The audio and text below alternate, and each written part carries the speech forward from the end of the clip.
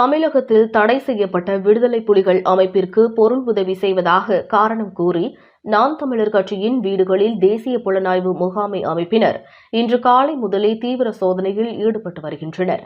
இன்று அதிகாலை முதலே தமிழகத்தின் பல்வேறு பகுதிகளில் என்ஐஏ அதிகாரிகள் சோதனை நடத்தி வருகின்றனர்.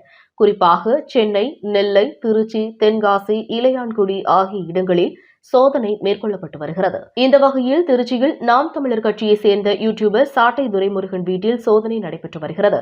மேலும் சிவகங்கை மாவட்டம் இளையான்குடியில் நாம் தமிழர் கட்சியின் செய்தி தொடர்பாளர் விஷ்ணு வீட்டிலும் காலை 5 மணி முதல் என்ஐஏ அதிகாரிகள் தீவிர சோதனையில் ஈடுபட்டு வந்தனர்.